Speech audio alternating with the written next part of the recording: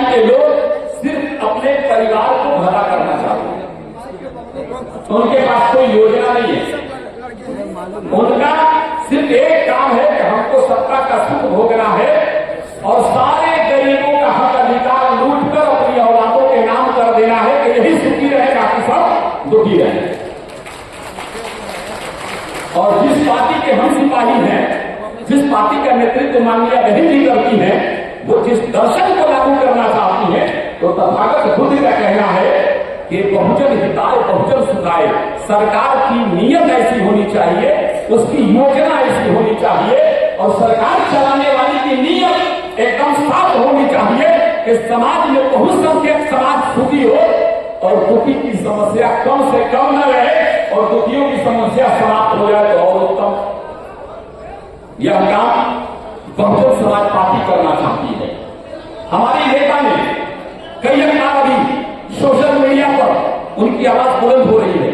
हमारी कहना कहती है कि हमने कभी भी अपनी पार्टी के उसूल और विचारधारा के साथ हमने समझौता नहीं किया है। जिस उसूल और विचारधारा पर बाबा साहब डॉक्टर बी आर अम्बेडकर ने अपनी पूरी जीवन को संघर्ष के हवाले कर दिया, जिस विचारधारा पर माननीय कांशी राम साहब ने अपनी पूरी जीवन की आहुति दे दी, जिन विचारधारा को कायम करने के लिए छत्रपति साहू जी महाराज ने अपने पूरे जीवन को लगा दिया, महामना ज्योतिबा फूले ने लगा दिया और माता सावित्री बाई फूले ने लगा दिया, माता फातिमा शेख ने लगाया, उन महापुरुषों के विचारों के साथ में समझौता नहीं कर सकते। अब सवाल यह है कि जब हमारी नेता इतने महापुरुषों के विचारों को लेकर के अकेला संघर्ष कर रही हैं और पार्टियां सिर्फ अपने परिवार की भला चाहती हैं, तो उन पार्टी जो परिवार के नाम पर चला रहे हैं, उन परिवार के लोगों का क्या दायित्व बनता है? हमें यह दायित्व बनता है कि नहीं बनता है कि जो पूरे देश के बारे में सोचे, पूरे देश के परिवार के बारे में सोचे, हमको उनके साथ खड़ा होना चाहिए, नहीं होना चाहिए, होना चाहिए, नहीं होना चाहिए। तो मैं आपको मुबारकबाद देना चाहता हूं। इस बिहार में आदरणीय राम जी गौतम साहब और अनिल कुमार चौधरी जी ने जो ये बिहार में अपना कप्तान बनाकर कोने कोने पर प्रदेश के लोगों को लगाया है और आप लोग एक आह्वान पर बिहार के कोने कोने से पटना को अपना करता और बंधुत्व में विश्वास रखता है, वो पूरा समाज बहुजन समाज पार्टी के साथ है, वो हमारे साथ है। अभी हमसे मीडिया वाले पूछ रहे थे कि चारों तरफ आपका गठबंधन हो रहा है, आप गठबंधन क्यों नहीं करते? हमने कहा उनका गठबंधन उनकी पार्टियों के साथ है, उनके पार्टी के परिवार के साथ है और हमारा गठबंधन पूरे बहुजन समाज के साथ है। और जिसके साथ समाज खड़ा हो जाएगा वो हर रास्ता उसके लिए आसान हो जाएगा। साथियों, आज हम लोगों को बैठने के वक्त नहीं है। अब जरूरत इस बात की है कि जब हमारी नेता बहन कुमारी मायावती जी की एक बात मैं आपके बीच प्रस्तुत करना चाहता हूं, जिस पर जो लोग भी बहुजन समाज को अपना एक नोट एक वोट दिए हैं वो गर्व हासिल करेंगे। एक बार बहन कुमारी मायावती जी से पत्रकारों ने पूछा कि बहन कुमारी मायावती जी, आप बताइए कि आपको सबसे ज्यादा खुशी कब होती है, आप अपने आप को गौरवान्वित महसूस कब करती हैं? माननीय बहन जी ने पहले मुस्कुराया, खूब हंसी और उन्होंने कहा कि इस देश में उद्योगपतियों के पैसे से चलने वाली पार्टियां और उनकी पार्टी के नेता जब चार्टर विमान पर चढ़ने के लिए उद्योगपतियों का पैर छूने जाते हैं और जब उद्योगपतियों का पैसा उनके चार्टर विमान में लगाए जाते हैं तो वो चार्टर विमान पर बैठकर उड़ते हैं। और जब मैं अपने घर से बाहर निकलती हूं और हमारा ये बहुजन समाज का भाई खेतों में मजदूरी करने वाला, भर दिन धूप में अपने पसीने और खून को बहाने वाला, भर दिन खेतों में हमारी माए बहनें मजदूरी करने वाली, जब हमें हमारे जन्मदिन के अवसर पर 10, 20, 5 रुपया देकर के हमारे पास भेजती है, हमें पार्टी चलाने के लिए भेजती है, वो अपनी बहना सियासत की शेर आयरन लेडी को किसी भी उद्योगपति और करोड़पति के पैर छूने नहीं देती, वो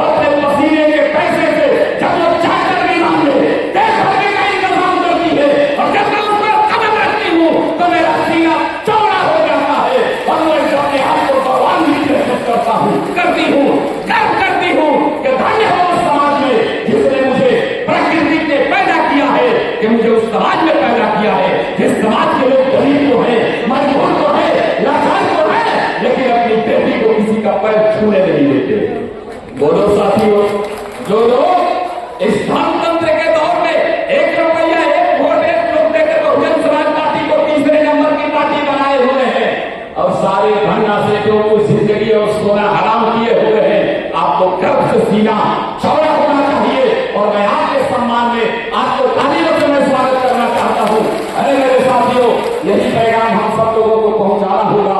हमें यही अपने लोगों को समझाना होगा कि हमारे आने वाली जो नस्लें हैं, अगर इन्हें हमें बराबर का अधिकार देना होगा, वो किसी तरह की गुलामी की जंजीरों में न जकड़े, उन्हें आजादी की जिंदगी जीनी होगी।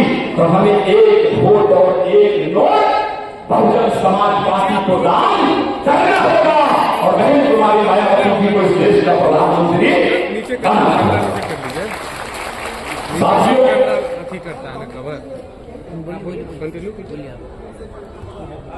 एक बात हमने बहन जी के सम्मान के लिए बात कहा है। दूसरी बात, आप लोगों ने देखा होगा कि रोज जो पता नहीं क्या क्या करते हैं, बकवास करते हैं। ये नीला गमछा लगा करके हमारे साथी बैठे, ये नीला गमछा कहां से आ गया हमारे यहाँ? जो बाबा साहब ने भारत का संविधान दिया, भारत रत्न को, वो बाबा साहब नीला कोट और नीला पैंट ये पहन करके, और बाबा साहब की एक प्रतिमा आप देखे होंगे कि एक हाथ में भारत का संविधान लिए हुए हैं और एक हाथ से इशारा कर रहे हैं, और जहां उनकी उंगली का इशारा है, सामने इस देश का लोकसभा है। सबसे बड़ी पंचायत का इशारा कर रहे हैं और बाबा साहब कह रहे हैं कि ऐ मेरे लोगों, हमने जो तुझे अधिकार दिया है, यह अधिकार हमने जीवन में बड़ी परेशानियों को झेलकर, अपमानों को झेलकर हमने तुझे ये अधिकार दिया है। जब तक ये संविधान जिंदा रहेगा, तुम्हारा अधिकार इसमें जिंदा रहेगा और मैं जिंदा रहूंगा। अगर तुम चाहते हो कि बाबा साहब डॉक्टर अम्बेडकर जिंदाबाद रहे, तुम्हारा अधिकार जिंदाबाद रहे, इस संविधान को मरने मत देना। इस संविधान को हमेशा जिंदा रहे रखना। मैं भी जिंदा रहूंगा और तुम्हारा अधिकार भी जिंदा रहेगा। साथियों, क्या हम यह बात मानते हैं कि जिनके हाथों में आज देश की बागडोर है, हमें उनसे शिकायत नहीं है, हमें शिकायत उनसे है जो 131 लोग भारत की लोकसभा में बैठे हैं और उन्हें उनको चारपाई पर भी बैठने की इजाजत नहीं है। वो बाबा साहब के संवैधानिक अधिकार दिए हुए लोग बैठे हैं और जिस अधिकार के तहत वो सदन में बैठे हैं, विभिन्न पार्टियों से बैठे हैं और उसी सदन में उसी संविधान को मिटाने की बात की जाती है। वहां वो बैठे हैं, उनके बगल में बैठे हैं, उनका विभिन्न पार्टियों में जिंदाबाद करते हैं और जिस अधिकार के तहत गए हैं उसी संविधान को हटाने की मिटाने की बात करती है और उनका खुद गर्म नहीं होता, उनके तरफ से कोई रिएक्शन नहीं होता। आप बताएं, क्या उनसे संविधान का रक्षा संभव है? आप उठाकर बोलिए, है? क्या उनसे संविधान में दिया हुआ अधिकार सुरक्षित है? नहीं है ना। तो ये जालिम लोग, ये सिर्फ अपने स्वर्ग में रहना चाहते हैं। इनके लिए मान्यवर कांशीराम साहब ने एक बात कही थी, किसी भी पार्टी से आ जाए तो आपको वोट और वोट सिर्फ बहुजन समाज पार्टी को देना है या हमारी नेता जिसके तरफ इंगित करेंगे उनको देना है, वरना ये जो लोग हैं ये स्वर्ग के चपरासी हैं। इनके तो बारे में मान्यवर कांशीराम साहब का एक बड़ा मशहूर शेर है कि जुल्म की खेती में बगावत का बीज फटता है जरूर, जुल्म की खेती में बगावत का बीज फटता है जरूर। नापाक होती है कुत्तों की दोस्ती, काटता नहीं है तो चाटता है जरूर, काटता नहीं है तो चाटता है जरूर। तो जो बाबा साहब के दिए हुए अधिकार को लेकर के सदन में गए हैं, वो हमारे लिए कुछ भला तो नहीं कर सकते, लेकिन चाट करके पूरा जरूर कर सकते हैं। इसलिए जब वो आ जाए तो उन्हें जाने नहीं देना है। बहन कुमारी मायावती जी का एक भाई होने के नाते, बहुजन परिवार का एक सदस्य होने के नाते मैं पूरी जिम्मेदारी के साथ ये बात आपसे मैं कहना चाहता हूं। और एक बात मैं कह रहा था, जो लोग रोज कलर की बात होते हैं, जो जहां जाते हैं वहां रंग बदल जो लोग बोलते हैं बाबा साहब ठीक नहीं थे, उनका संविधान ठीक नहीं है, उनका दिया हुआ अधिकार ठीक नहीं है, लेकिन आप लोगों का ये जोश और प्यार, नौजवानों का ये नीला गमछा, नीली टोपी और नीला जैकेट, नीला कोट पैंट, यह ऐसा नीला आसमान के बाद जमीन का भी पैसा बनाया है कि देश के प्रधानमंत्री को भी आने के टाइम नीला गमछा लगा करके आना पड़ता है। इसलिए उन्हें देखना पड़ता है कि बिना ये नीला गमछा, नीला कोट, नीला पैंट, नीला कलम वालों के साथ ये काम चलने वाला नहीं है। इसलिए मैं कहना चाहता हूं बाबा साहब के सम्मान में कि फूलों का रंग रूप बहारों में देखिए, फूलों का रंग रूप बहारों में देखिए, चांद की चांदनी सितारों में देखिए, फूलों का रंग रूप बहारों में देखिए, चांद की चांदनी सितारों में देखिए। बोधिसत्व बाबा साहब का, बोधिसत्व बाबा साहब का जलवा है देखना, बोधिसत्व बाबा साहब का जलवा है देखना। तो इंसाफ के नजर से सत्ता के गलियारों में देखिए, इंसाफ के नजर से सत्ता के गलियारों में देखिए, सत्ता के गलियारों में देखिए। साथियों, आज आरक्षण के जन्मदाता छत्रपति साहू जी महाराज के जयंती के मौके पर जो ये कार्यक्रम आयोजित किया गया है, दूर दराज से भर करके आपने इस हॉल को भर दिया है। अभी साथी हमारे बाहर घूम रहे हैं, आज ये आरक्षण का कोटा इस देश में भरा नहीं गया है और वो ईमानदारी के साथ तब तक नहीं भरा जाएगा जब तक बहुजन समाज का बेटा, बहुजन समाज की पार्टी के संघर्ष से और बहुजन समाज की नेत्री माननीय बहन कुमारी मायावती जी के नेतृत्व में प्रदेशों का सीएम न बन जाए और देश में जब तक बहन कुमारी मायावती की पीएम न बन जाए। अगर उनके सपनों को हमें साकार करना होगा, हमें आरक्षण की रोशनी से दबे पिछड़े समाज को आर्थिक सामाजिक परिस्थितियों में डूबते हुए समाज को अगर समानता में ला करके बैठाना होगा तो हमें बहुजन समाज पार्टी को मजबूत करनी होगी। बहुत साथियों कि सारे लोग बदलाव छोड़कर हम बहुजन समाज पार्टी को अपने पहलू पे मजबूत करेंगे या नहीं करेंगे? करेंगे, हाथ उठाइए।